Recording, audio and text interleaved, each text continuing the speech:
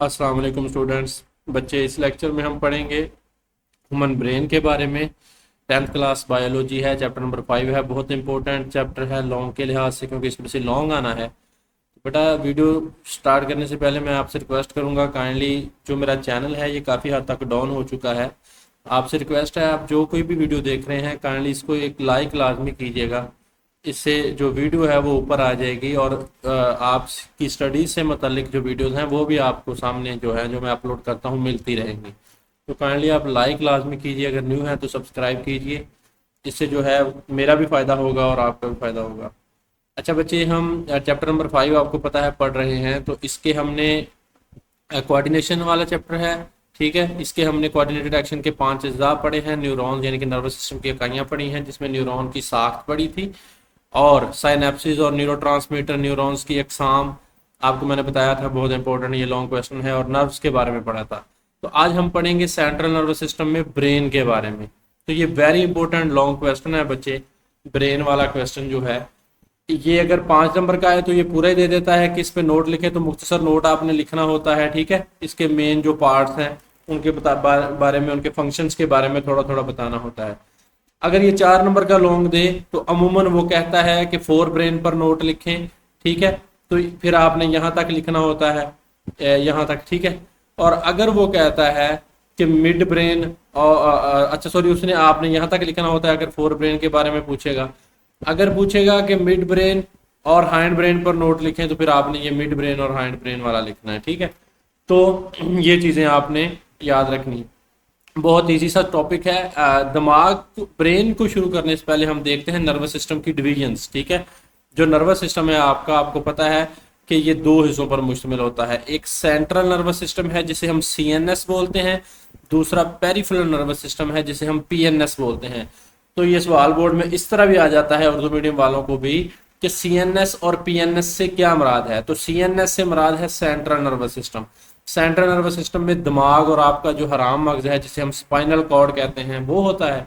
जो peripheral nervous system है बेटा, ये देखें, जो सेंट्रल नर्वस सिस्टम सीएनएस है इसमें दिमाग है और स्पाइनल कॉर्ड है। जो पेरिफेरल नर्वस सिस्टम है ये जो आपकी पेरीफेरीज हैं, यानी कि ये सारे जो आपके साइडों पर, बाजुओं की तरफ, टांगों की तरफ, जिस्म के तमाम पेरिफेरल पार्ट्स की तरफ जो नर्व्स जा रही हैं वो है पेरिफेरल नर्वस सिस्टम का हिस्सा। तो उन्हें हम बोलेंगे, इस सिस्टम को हम बोलेंगे पेरिफेरल नर्वस सिस्टम, ठीक है। दिमाग और स्पाइनल कॉर्ड है, ये है सेंट्रल ऑर्गन्स, ठीक है, नर्वस सिस्टम की। तो ये सेंट्रल नर्वस सिस्टम हो जाएगा। और पेरिफेरल नर्वस सिस्टम में वो नर्व हैं जो दिमाग और स्पाइनल कॉर्ड से निकलेंगी, ठीक है। दिमाग और स्पाइनल कॉर्ड से, ये देखें, ये दिमाग है, ये नीचे स्पाइनल कॉर्ड है, ठीक है। ये वाली जो रस्सी नुमा एक स्ट्रक्चर जा रहा है, तो इनसे जो सारी नर्व्स ये वाली निकल रही हैं, ये आपको नर्व्स दिखाई गई हैं, ये कोई खून की नालियां नहीं हैं। वो अलग सिस्टम हम पढ़ चुके हैं पिछले चैप्टर में। ये नर्व्स हैं आपकी, ठीक है, जो मुख्तलिफ किस्म के एक्शंस करती हैं, आपके जिस्म को मुख्तलिफ किस्म के एहसासात हैं आपके जिस्म में, आपकी हरकत को कंट्रोल करती हैं। तो ये वो सिस्टम है आपका, ठीक है। तो ये दिमाग और स्पाइनल कार्ड से निकलती हैं ये सारी जितनी भी नर्व्स फैली हुई हैं। तो नर्वस सिस्टम के ये तमाम हिस्से जो होते हैं, अच्छा ये वाली चीजें, इनको हम पेरिफेरल नर्वस सिस्टम बोलते हैं, ठीक है जी। अच्छा, तो ये जिस्म के तमाम हिस्सों में फैली होती हैं। तो नर्वस सिस्टम के ये जो तमाम हिस्से हैं, न्यूरॉन्स और मददगार सेल्स न्यूरोग्लिया के बने होते हैं। यानी कि ये जो सारी नर्व्स हैं और ये सारे हमने बोला कि दिमाग और स्पाइनल कॉर्ड हैं, और ये सारा पेरिफेरल नर्वस सिस्टम, ये किसके बने होते हैं? न्यूरॉन्स के। तो न्यूरॉन्स क्या है? जो है functional unit of nervous system है, ठीक है। नर्वस सिस्टम की बुनियादी इकाई जो है वो न्यूरॉन है, जिस तरह गुर्दे का नेफ्रॉन था, ठीक है, इस तरह। अच्छा, और मददगार सेल्स इसमें होते हैं न्यूरोग्लिया, ठीक है, नरिशिंग सेल्स होते हैं। अच्छा, सेंट्रल नर्वस सिस्टम। तो सेंट्रल नर्वस सिस्टम में हमने कहा दिमाग और स्पाइनल कॉर्ड है। तो आज हम दिमाग के बारे में पढ़ेंगे। तो जैसा कि मैंने बेटा आपको बताया कि ये लॉन्ग क्वेश्चन है, ठीक है, आपने इसको बहुत अच्छे तरीके से करना है। सबसे पहले दिमाग का इंट्रो देखते हैं कि बालग इंसान जो होता है उसके दिमाग का औसत वजन 1.4 किलोग्राम होता है, 1.4 किलोग्राम होता है, यानी कि 1400 ग्राम। यह जिस्म के वजन का 2% है।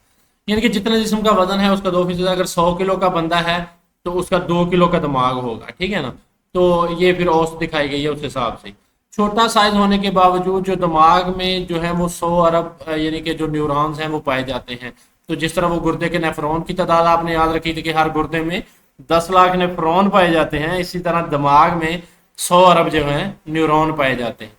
तो दिमाग के बारे में पढ़ते हैं। दिमाग क्या करता है, जिंदगी के तमाम अफाल है वो दिमाग के ही कंट्रोल में होते हैं।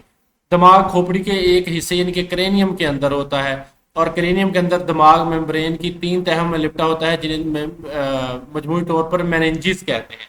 तो ये दिमाग की जो ये मेनिंजेस हैं ये दिमाग की हिफाजत करती हैं, ठीक है।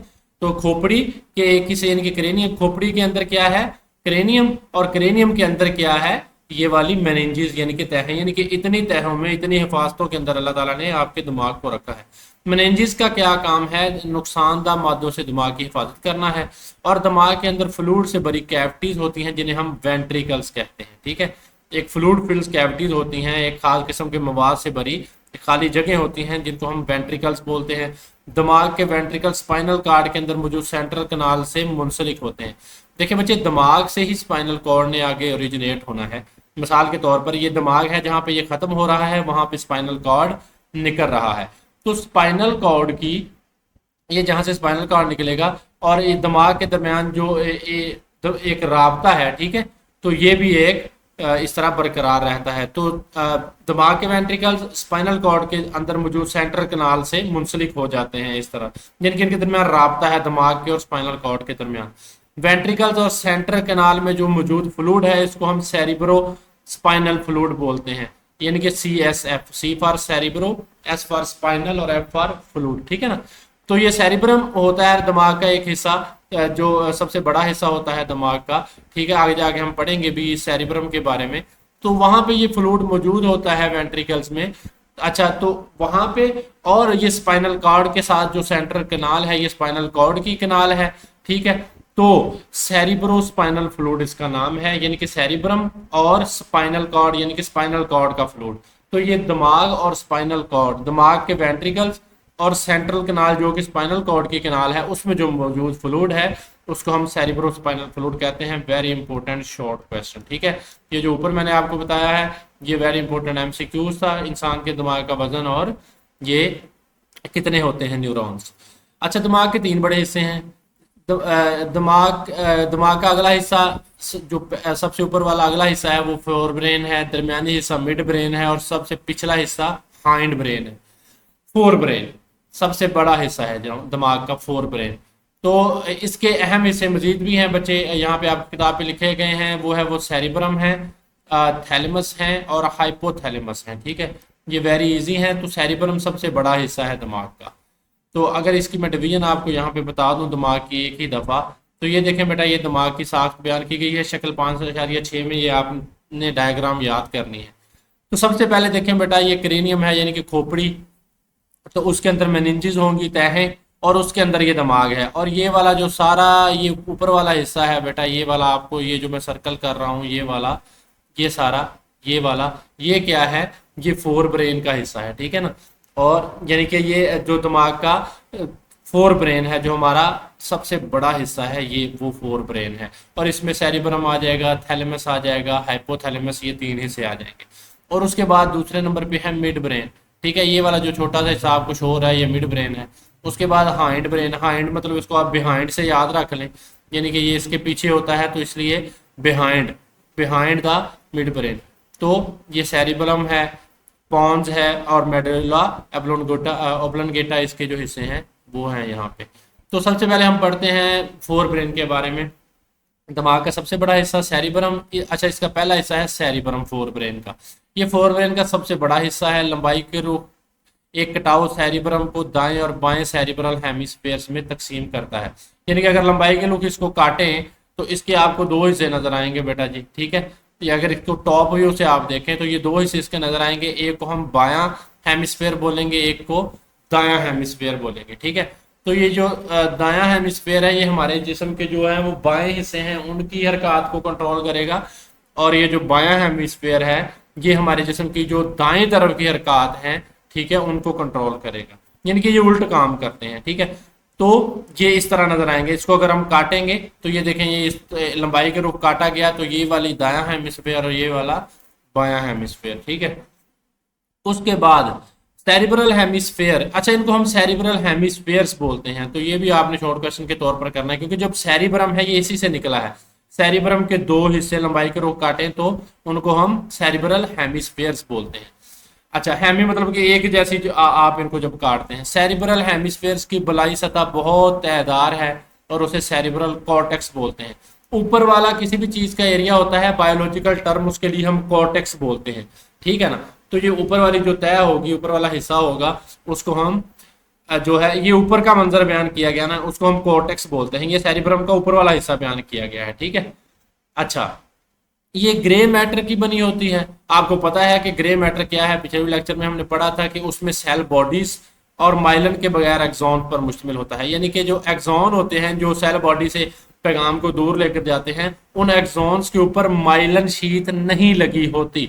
यानी कि नॉन माइलिनेटेड जो एक्सॉन्स हैं वो मुश्तमिल होते हैं, तो वो ग्रे मैटर में मौजूद होंगे। और जो कार्टिक्स से नीचे का मवाद है, ठीक है, वो व्हाइट मैटर का होगा, यानी कि उनके ऊपर माइलर शीथ लगी होगी, माइलिनेटेड एक्सॉन्स पर मुश्तमिल होगा, ठीक है। तो ये दो आपने चीजें याद रखनी है। तो ग्रे मैटर और व्हाइट मैटर वाला आपने जो है वो याद रखना है कि ग्रे मैटर और व्हाइट मैटर में क्या फर्क है। अच्छा, हर सेरिब्रल हेमिस्फेयर में 4 लोब्स होती हैं। 4 लोब्स के आपने नाम याद रखने हैं। मैं आपको इसका फार्मूला बता देता हूँ। आपने याद रखना है एफ टॉप, ठीक है ना। तो एफ से है वो जो सेरिब्रम है उसकी बेटा 4 लोब हैं। आगे ये था ऊपर वाला व्यू, ठीक है। अब ये वाला जो व्यू आपको दिखाया गया है ये साइड व्यू है, यानी कि एक साइड से अगर हम इसी चीज को एक साइड से देखें ना तो इस तरह नजर आएगी, ठीक है। तो इसकी 4 लोब्स हैं, हर लोब का मुख्तलिफ काम है। एफ से फ्रंटल है, टी से क्या है टेम्परल है, ओ से ऑक्सीपिटल लोब है और पी से क्या है पैराइटल लोब है, ठीक है। तो लेकिन ये आपने एक बात याद रखनी है, ऑक्सीपिटल को सबसे एंड पे आपने लिखना है, ठीक है। तो F top, F top formula है इनको याद करने का ताकि आपको ये याद रहे। तो फ्रंटल लोब क्या काम करती है सेरिब्रम की, वो हिस्से शामिल है जो मसाइल को हल करते हैं, प्रॉब्लम सॉल्विंग, ठीक है। फैसला करना, बोलना और हरकत को कंट्रोल करना, ये फ्रंटल लोब काम करेगी।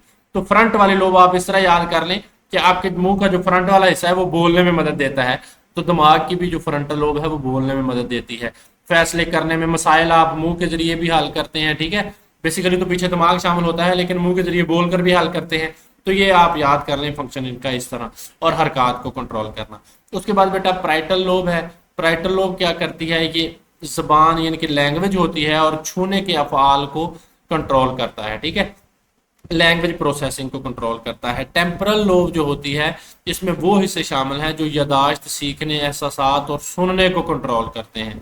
आपकी मेमोरी के रिलेटेड इसमें काम होते हैं। ऑक्सीपिटल लोब होती है, ऑक्सीपिटल से आप याद रख लें, ये इसका जो सारा फंक्शन जो है वो देखने से है। अगर देखेंगे तो फिर रंगों की पहचान भी हो जाएगी। तो बड़ा सिंपल है, ठीक है।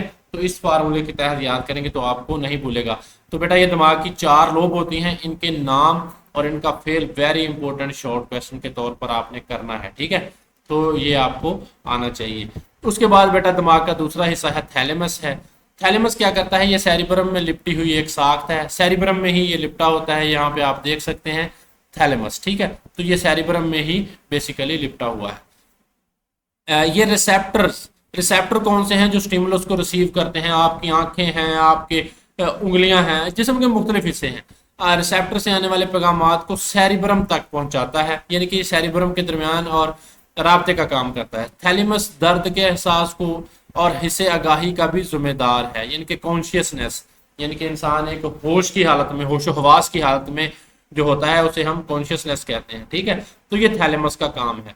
अब अगर थैलेमस के नीचे आए तो हाइपोथैलेमस है। हाइपो का मतलब होता है नीचे, थैलेमस मतलब थैलेमस के, यानी कि इसी थैलेमस के नीचे हाइपोथैलेमस है। यहाँ पे भी मैं आपको दिखा सकता हूँ, ये देखें ये थैलेमस है, तो ये इसके नीचे आएंगे तो बेटा ये क्या है, हाइपोथैलेमस है, ठीक है ना। हाइपो का मतलब होता है बिनेथ या अंडर, यानी कि नीचे, तो थैलेमस के नीचे हाइपोथैलेमस।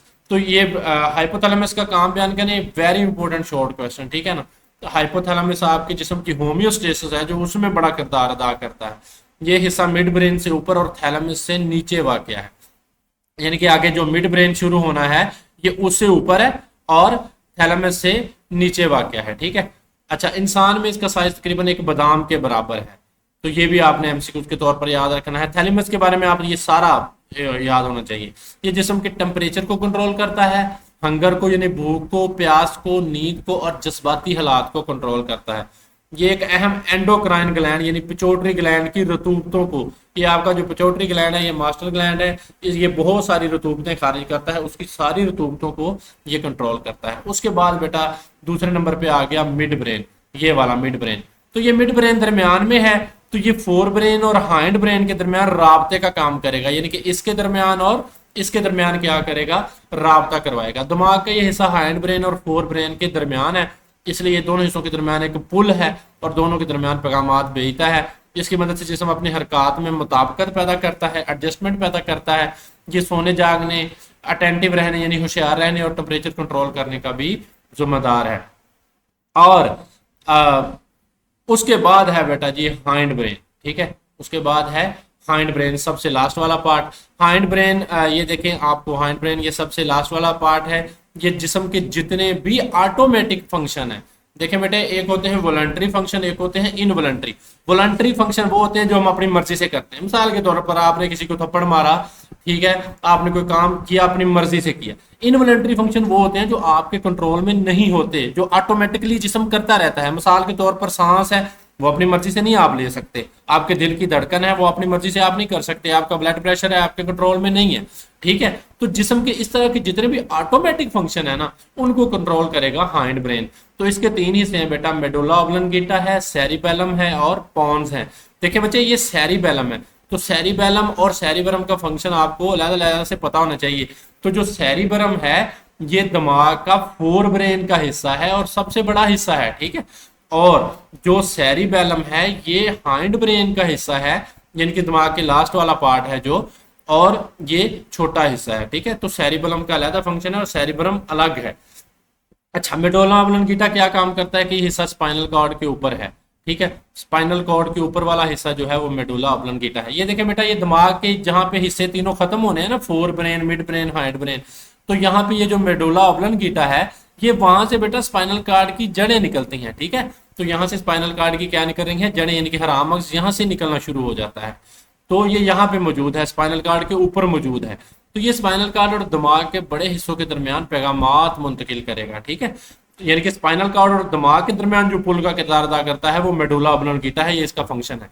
ये इसके और क्या फंक्शन है, ये ऑटोमेटिक अफआल, मसलन दिल का धड़कना। अब मैंने कहा कि ये इनवॉलंटरी एक्शन है, ये हमारे इख्तियार में नहीं है, ऑटोमेटिक है। दिल का धड़कना, धड़कन की रफ्तार, तनफ्फुस यानी सांस लेना और ब्लड प्रेशर को कंट्रोल करता है। ये बहुत से रिफ्लेक्सेस, मसलन क्या है, वोमिटिंग आना, खांसी यानी कि कफिंग, छींक आना, स्नीजिंग वगैरह को भी कंट्रोल करता है। तो ये मेडुला ऑब्लंगेटा के काम है, यानी कि ऑटोमेटिक जो फंक्शन है उनको कंट्रोल करता है मेडुला ऑब्लंगेटा। तो ये हाइंड ब्रेन का हिस्सा है। उसके बाद है बेटा सेरिबेलम, ये मेडुला ऑब्लंगेटा के पीछे मौजूद है। तो ये यहाँ पे अगर मेडुला ऑब्लंगेटा है तो ये इसकी पिछली साइड पे खड़ा हुआ है, पड़ा हुआ है सेरिबेलम, ठीक है। तो सेरिबेलम क्या करता है, दिमाग का दूसरा बड़ा हिस्सा है, ठीक है।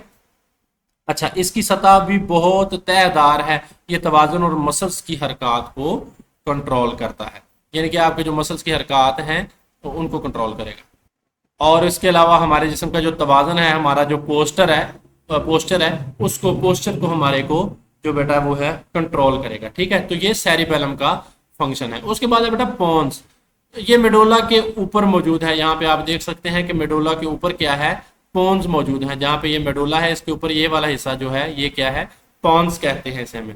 पॉन्स क्या करता है, ये स्पाइनल कार्ड और सेरिबेलम के दरमियान और सेरिबेलम के दरमियान राब्ता करता है।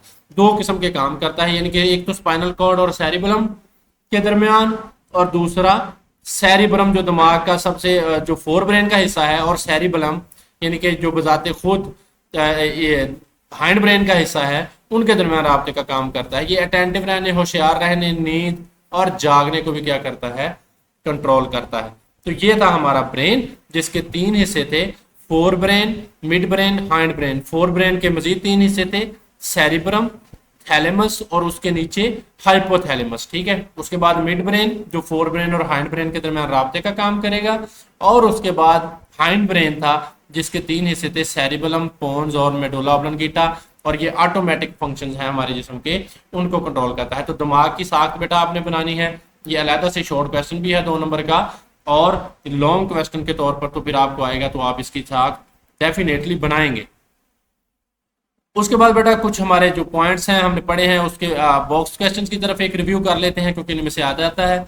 अच्छा, एक तरफ वाला हेमिस्फीयर जिस्म की मुखालिफ तरफ से पैगाम वसूल करता है और उसी तरफ पैगाम भेजता है। यानी कि ये जो हमने हेमिस्फीयर पढ़ाए हैं, मैंने आपको बता भी दिया था कि एक वाला जो है, अगर दाएं वाला हेमिस्फीयर है तो वो बाएं तरफ वाले हिस्से को कंट्रोल करेगा, बायां वाला है तो ये दाएं वाले हिस्से को कंट्रोल करता है। मिसाल के तौर पर दाएं हाथ पर छूने के एहसास को बायां हेमिस्फीयर कंट्रोल करता है। मिसाल के तौर पर अगर हमारे दाएं हाथ से किसी चीज को छुएंगे तो जो हमारे दिमाग का सेरिब्रम का बायां हेमिस्फीयर है, सेरिब्रल हेमिस्फीयर, वो कंट्रोल करेगा। उसके बाद मिड ब्रेन की तरफ आते हैं। तो मिड ब्रेन के आपने हिस्से पढ़े हैं, मेडुला ऑब्लंगेटा, पॉन्स, और मिड ब्रेन के बकिया हिस्सों और स्पाइनल कॉर्ड के दरमियान राबता बनाते हैं। यानी कि मेडुला ऑब्लंगेटा, पॉन्स और मिड ब्रेन, ठीक है। यानी कि हाइंड ब्रेन के दो हिस्से हैं, मेडुला ऑब्लंगेटा, पॉन्स, और एक मिड ब्रेन। ये दिमाग के जो बकिया हिस्से होते हैं उनके दरमियान और स्पाइनल कॉर्ड के दरमियान राबता बनाते हैं, इसलिए इन्हें मजमूई तौर पर ब्रेन स्टेम भी बोलते हैं, ठीक है। तो ब्रेन स्टेम से क्या मुराद है, वेरी इंपॉर्टेंट शॉर्ट क्वेश्चन, ये आपने अच्छे तरीके से करना है, ठीक है। तो ये था हमारा आज का लेक्चर। स्पाइनल कॉर्ड है वो हम अगले लेक्चर में पढ़ेंगे इंशाल्लाह। तो बच्चे बहुत शुक्रिया। तो मेरी आपसे रिक्वेस्ट है, वीडियो को लाजमी लाइक करें। जो है वो चैनल है वो काफ़ी डाउन हुआ पड़ा है, तो आपकी इस फेवर से फ़ायदा हो जाएगा। चलें बच्चे, बहुत शुक्रिया, अल्लाह हाफिज़।